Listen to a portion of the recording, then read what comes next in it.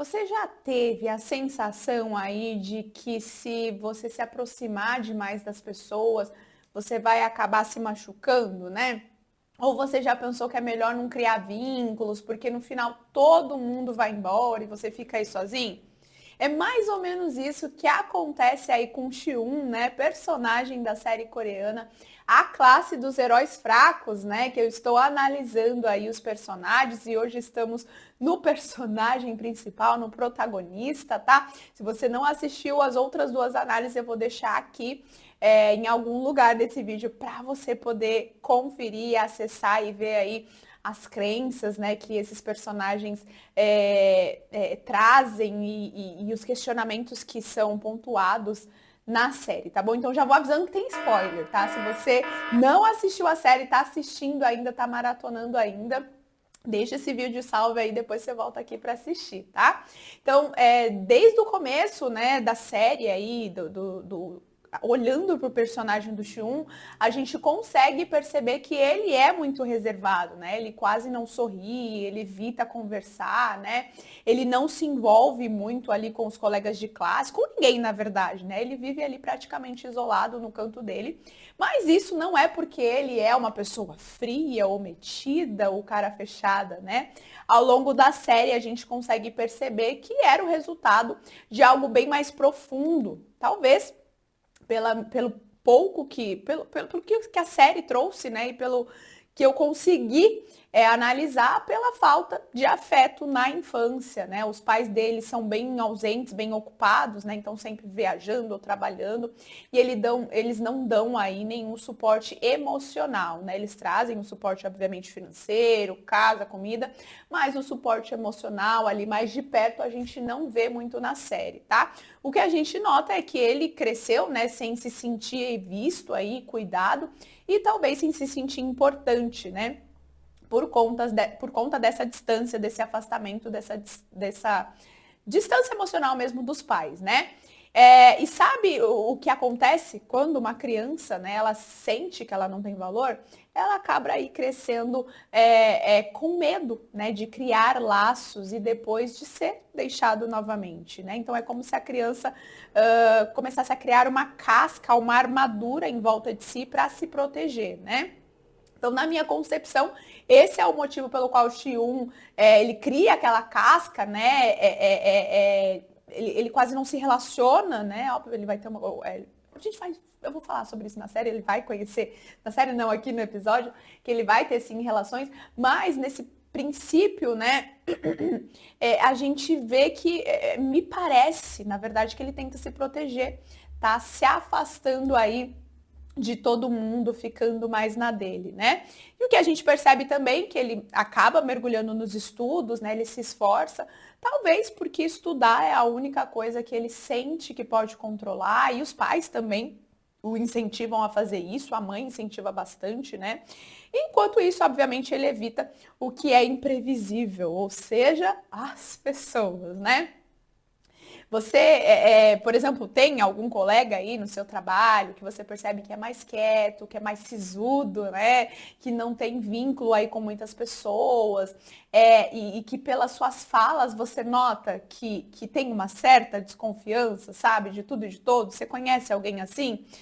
No seu trabalho, enfim, na sua faculdade, ou até mesmo aquela amiga, né, que nunca se abre, né, ela nunca pede ajuda. E isso, gente, talvez não é porque eles sejam, como eu disse, igual o Chu é frio, ou que as pessoas costumam falar antissocial, né? Porque o antissocial não tem nada a ver com o que as pessoas tentam representar, né? Que é aquela pessoa que se isola socialmente. Isso seria ansiedade social, tá? Mas, como comumente é usada a palavra, eu vou usar esse termo, né? Então, você conhece alguém que você fala, aquilo ali é antissocial, né? Talvez não seja isso, né? Talvez seja por conta das experiências, das vivências que essa pessoa teve, né? Que hoje ela tem medo de se arriscar, né? E acabar aí se machucando, tá? Bom, o fato é que no desenrolar, né, da série, esse padrão ele acaba se intensificando quando ele presencia, né, uma briga lá dos pais. Isso mostra um pouquinho na infância, né? Ele presenciando essa briga. E na discussão ele ouve coisas que reforçam suas crenças mais dolorosas aí, de que ele não é importante, de que os pais dele talvez não queriam ele por perto ali, tá? Bom, e quem assistiu a série viu que ele acaba criando laços, fazendo alguns amigos, mesmo resistindo bastante a isso, né? Porém, um desses amigos acaba ficando, entrando em coma, né, ao tentar defendê-lo. Fatores, né, que fazem aí essas crenças centrais dele serem reforçadas, né? Gabi, o que são crenças centrais? Fale a minha língua, por favor. Gente, crenças centrais são ideias, tá, profundas que você, que eu, que todo mundo tem sobre quem a gente é, sobre os outros, sobre o mundo, tá? Então elas formam aí quem nós somos, né? E elas são formadas principalmente na nossa infância, durante a nossa infância e nossa adolescência, a partir das experiências que você vive, né? Então, pensa assim, são como raízes invisíveis, né? Raízes aí das árvores que sustentam a forma como você pensa, como você sente, como você se comporta. Então, usando essa mesma analogia da árvore, é como se as folhas fossem os seus comportamentos, né? Os galhos da árvore são os pensamentos que você tem no dia a dia e a raiz ali da árvore, aquilo que fica, né? Que mantém a árvore de pé, que mantém a árvore ali e que ninguém vê, né? Ninguém vê a raiz, são as crenças centrais, tá? E nós possuímos 3 categorias de crenças centrais. As crenças, né, de desvalor, então aqueles pensamentos do tipo eu não sou importante. A gente tem crenças de desamor, que seriam pensamentos, ninguém me ama de verdade, né, eu não sou amado. E crenças de desamparo, que são aí pensamentos como eu sou incapaz, eu não dou conta de nada, tá? E essas crenças podem ter surgido aí, né, de frases que você ouviu aí em situações de rejeição, críticas constantes, abandono emocional, tá? Como no caso aí do personagem que eu tô analisando aqui, né? E também, às vezes, você se comparando aí com outras pessoas, essas crenças também vão sendo formadas, tá certo? E por que que é importante a gente identificar isso, identificar essas crenças? Porque enquanto você não muda essas crenças, tá? Você vai continuar reagindo do mesmo jeito. Então a mente, ela vai distorcer tudo ao seu redor para confirmar que você então ela vai distorcer aí, né? Tudo ao seu redor para contaminar o que você já acredita, tá? Mesmo que isso nem seja verdade. E venhamos e convenhamos, né? Isso é o que muita gente vive, né? Então, pessoas que evitam se envolver por medo de serem abandonadas, pessoas que se fecham porque acreditam que não são dignas de amor, gente que acha que se mostrar os sentimentos vai parecer fraca ou vai ser deixado, né? E o Xiun, eu acredito que ele é retratado, né? De uma forma que mostra aí como a falta de afeto e a validação na infância pode gerar um padrão de isolamento, de autossabotagem nas relações, né? Então ele acredita que ao se proteger dessas relações, ele vai evitar a dor com essas relações. Ou ele não vai atrapalhar, né? Talvez ele tinha esse pensamento de que ele atrapalhava os pais, né? Então, quanto mais isolado ele ficasse, mais quieto ele ficasse, ele não ia incomodar, tá? Mas a verdade é que ao se proteger demais, ele também impede que o amor e o cuidado cheguem até ele, né? Então ele encontra um pouquinho disso com os amigos que ele acaba fazendo, né? E tudo mais. E a história dele mostra, né, o quanto é importante a gente se sentir amado, visto e acolhido, especialmente ali na infância. E eu acredito que mostra também que mesmo que a gente não teve isso na infância, na adolescência, enfim, dá para começar a construir novos significados, sim, né? Que foi o que ele construiu lá com eu não vou lembrar agora o nome do rapaz, gente, o Sorru.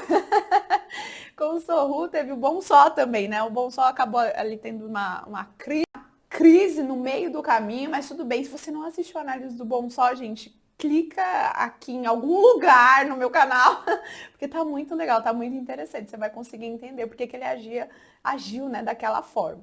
E se você se identificou com a história do Xiun, talvez, gente, esteja na hora aí de você começar a olhar, tá? Para essas feridas antigas, né? E começar a reescrever as suas crenças, tá? Não é fácil, mas também não é impossível, né? Eu acredito que isso faz parte aí do autoconhecimento. Eu recebo muitas perguntas sobre isso. Como eu me conheço, Gabriele? Como é que eu faço para adquirir autoconhecimento? Gente, e isso faz parte. É você conseguir olhar para si, identificar suas crenças, identificar se elas estão assertivas ou não, né? Porque todos esses pensamentos de rejeição, de eu não sou digno de ser amado, de que se eu me aproximo de alguém, essa pessoa vai embora, são formas erradas de olhar para uma situação.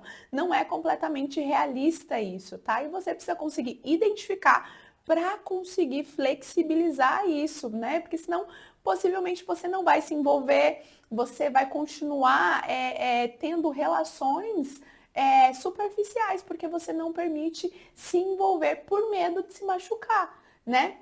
E se você quer saber como você faz isso, eu tenho um curso, tá? O método Descomplique Seus Pensamentos. Tem um QR Code aqui em algum lugar onde eu te ensino, né, através da terapia cognitivo-comportamental, né, estratégias da terapia cognitivo-comportamental, a você identificar, flexibilizar essas crenças para você mudar o seu comportamento, mudar a sua forma de agir. Então, se você tem questões com rejeição, com abandono, vem conhecer o método, né? Que aí você vai conseguir identificar essas crenças e conseguir mudar elas para você ter relações mais saudáveis, mais leves, tá certo?